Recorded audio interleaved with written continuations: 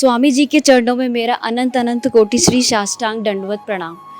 स्वामी जी, मेरा प्रश्न है कि आत्मा परमात्मा का अंश है, अमर है, अजर है। मृत्यु के बाद शरीर को जला दिया जाता है, दफना दिया जाता है, तो मृत्यु के बाद मनुष्य के दुष्कर्मों का फल किसे प्राप्त होता है? सवाल तो बढ़िया है, आनंद आने वाला है।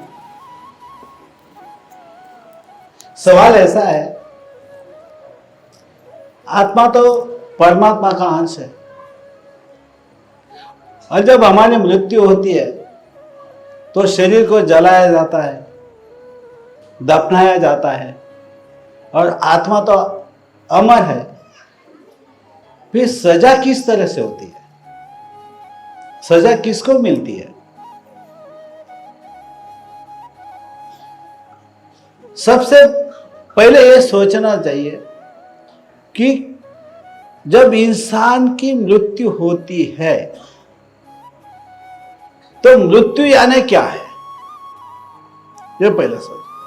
हमने शरीर का त्याग किया है, ये पंच महाभूतों का जो पंच तत्व का ये तन है, इसका त्याग हो गया। आत्मा तो अमर है, आत्मा अमर है तो उसको तो शिक्षा होती ही नहीं है। और नरक तो उस परमात्मा ने तो बना दिया है, वो शिक्षा किसकी होती है?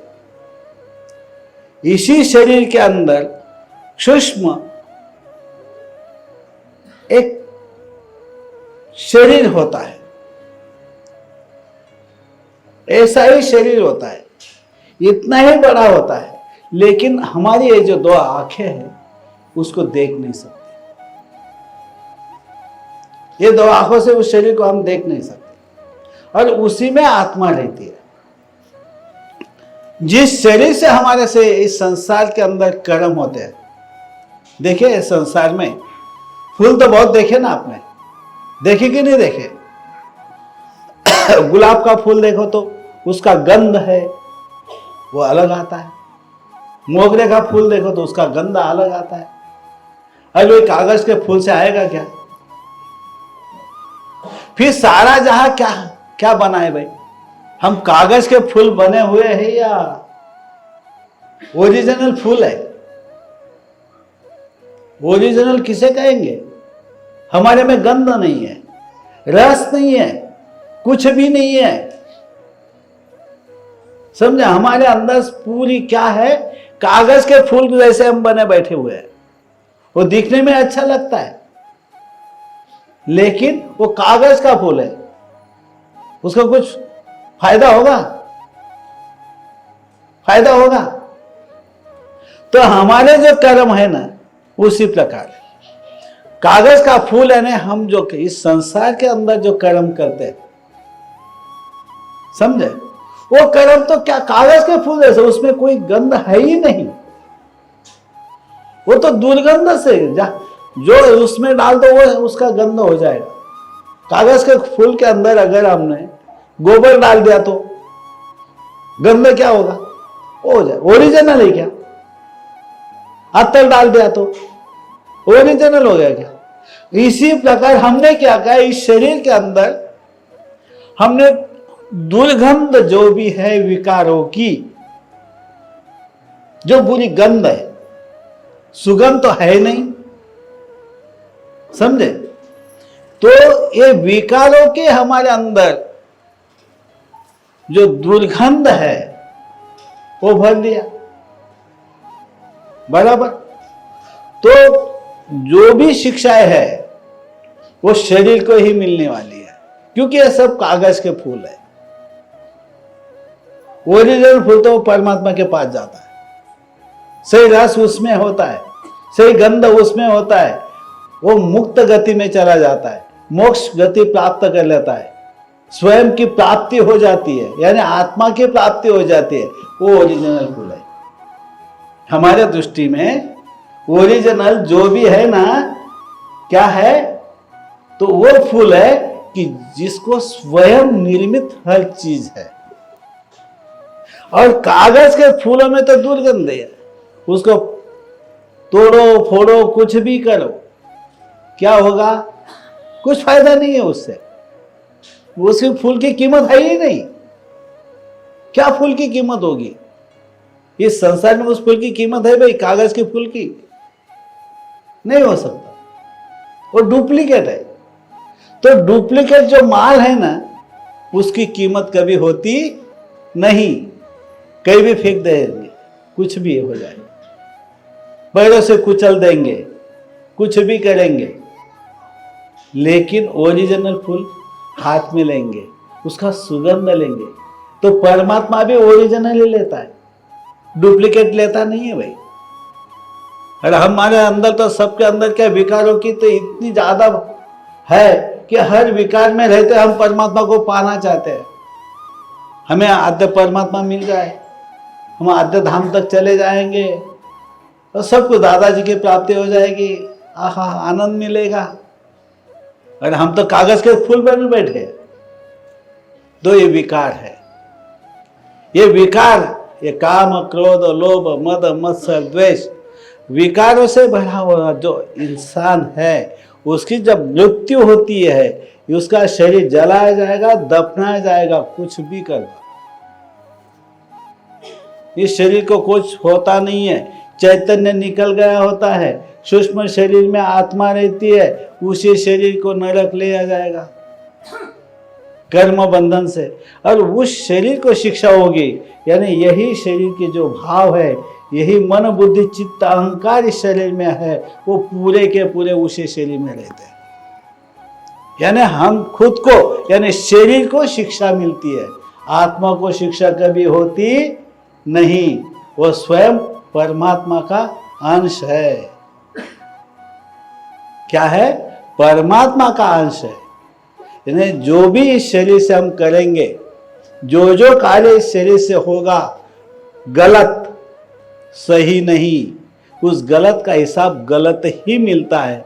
तो शरीर को, आत्मा को कोई शिक्षा होती नहीं है, वो तो अजर अमर है।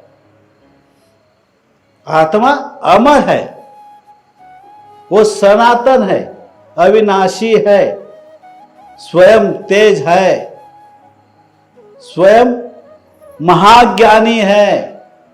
आत्मा स्वयं महाज्ञानी है।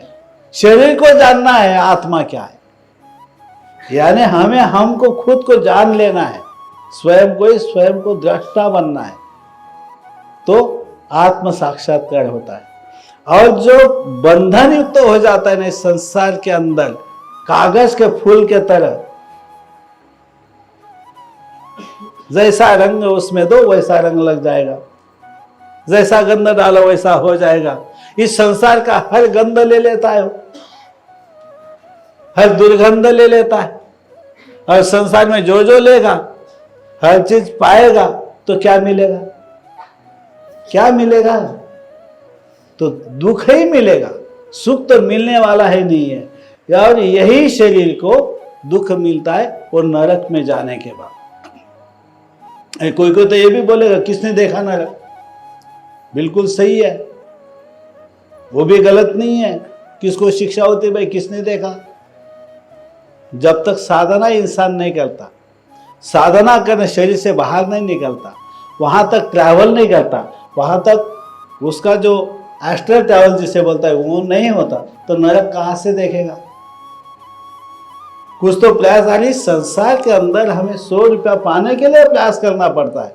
संसार करने के लिए पूरी जिंदगी 50 साल 100 साल मेहनत करनी पड़ती है, तब कहीं इस संसार में कुछ देखते हैं, पाते हैं। वो तो नश्वर है, फिर भी इतनी आसक्ति लगाए बैठे उसमें, उसका मन इतना उस संसार में बिल्कुल बंधन में फंस गया है।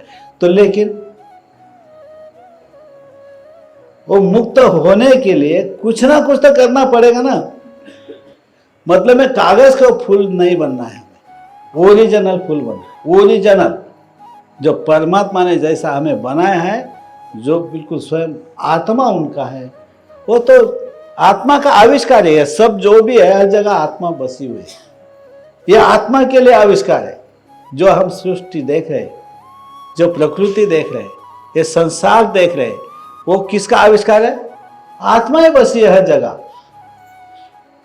हमेशा ध्यान रखना है, हर जगह क्या वैसी है, आत्मा है। और ये शरीर के बिना, कुछ किसी के बिना वो तो रह नहीं सकती।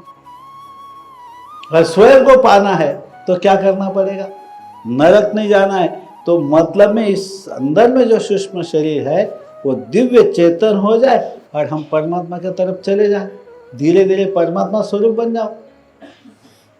आत्मा स्वरूप होना यानी परमात्मा स्वरूप होना नहीं है।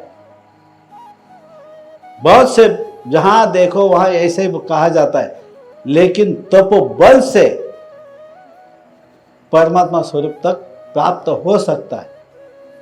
तपोबल, तप से सब कुछ होता है। ऐसा सिर्फ साक्षात्कार हो गया मैं हो गया, बिल्कुल नहीं। वो वहां तक ही सीमित है। उसने बहुत कुछ बना कर रखा हुआ है। हमारे ट्रैवल करने वाले जा रहे भाई परमात्मा तक, जिसने सारा जहां बनाया दादाजी वहां तक जाते हैं, ट्रैवल करते हैं, सफर कर रहे हैं सब। वो सफर मेन है, ये समझना आवश्यक है। आत्मा आजाद अमर है, लेकिन शरीर क्या होता है, नाशवान है, नश्वर है। ये शरीर के बारे में है, पंच तत्व के। वैसे सूक्ष्म शरीर भी क्या होगा, नरक के अंदर उसका भी नाश किया जाता है। फिर आत्मा को 84 लक्ष्यों घूमनी पड़ती है स्वयं को। स्वयं इसीलिए तो आत्मा बंधन से मुक्त करना है। और ये पहले समझना है कि शरीर में ये सूक्ष्म शरीर है, उसको दिव्य चेतन शरीर बनाओ। भक्ति मार्ग से, परमात्मा की प्राप्ति से, ध्यान योग साधना से हो, नाम स्मरण हो, जिस तरह से सद्गुरु बताते हैं उसी प्रकार हम अगर इस संसार में चलते रहे तो क्या होगा, ये समझ में आएगा कि आत्मा को कुछ नहीं होता है, नरक शरीर को ही मिलता है। वो होता है सूक्ष्म शरीर जो बंधन से बंधा हुआ है, कर्म से बंधा हुआ है, जिससे कर्म बहुत गहन हो चुके हैं। बुरे कर्म हुए, असत कर्म हुए, विकारों में रहकर कर्म हुए, तो इसी की शिक्षा शरीर को ही मिलती है। इतना ही कि पंच तत्व का तन यहाँ पे रह जाता है और सूक्ष्म शरीर इससे जो निकलता है उसी में आत्मा रहती है। वो चेतन रहता है, मन बुद्धि चित्त और अहंकार उसी शरीर में रहता है। जैसे आज इस शरीर में है मन बुद्धि और चित्त अहंकार, ये कब है, इस शरीर में है अभी, लेकिन वो सूक्ष्म शरीर में ही है। और ये पंच तत्व का तन जो ऐश करेगा इस संसार के अंदर, वो बुरे कर्म से जितनी ऐश करेगा उतनी ज्यादा शिक्षाएं नरक में होती है। ये सच है, 100% सच है। क्योंकि हम अपने ही जो साधक है वही नरक में जाते हैं, वो देखते हैं, सब कुछ देखते हैं, भगवानों से मिलते हैं, ये परमात्मा को मिलते हैं। तो ये जो सफ़र है, लेकिन वो सफ़र भी सूक्ष्म जो चेतन शरीर है दिव्य होता है और वही ट्रैवल करता है, वही सफ़र करता है। वो एस्ट्रल ट्रैवल होता है, वो भगवानों से मिलता भी है, ईश्वर से भी मिलता है और परमात्मा से भी मिलता है। वो हुआ एस्ट्रल ट्रैवल। पहले ये महत्व की बात है, शरीर से ही होता है, सिर्फ आत्मा निकल कर ट्रैवल नहीं करती, इतना ही शरीर निकल कर ट्रैवल करता है। वो सूक्ष्म शरीर होता है, उसमें आत्मा होती है जो निर्गुण निराकार है, स्वयं तेजस्वी होती है। और वही अगर कर्म से बंधन हो गए तो क्या होता है, वो नरक चला जाता है, उसको शिक्षा होती है, फिर वहां पे मृत्यु होती है, फिर आत्मा को फिर दूसरा देह मिल जाता है, शरीर मिल जाता है, दूसरी योनि मिल जाती है। ऐसा है। तो आत्मा को कोई शिक्षा होती नहीं है, शरीर को ही होती है। क्योंकि शरीर से जो जो कर्म होते हैं उस कर्म का भोग जो भी होगा उसे मिलता ही है, और सूक्ष्म शरीर को मिलता है। यही मन बुद्धि चित्त और अहंकार ये उसी में रहता है। पूरा दुनिया को समझता है, मैंने इस कर्म क्या किए ये भी उसको पता रहता है और वो शिक्षा भोगता है।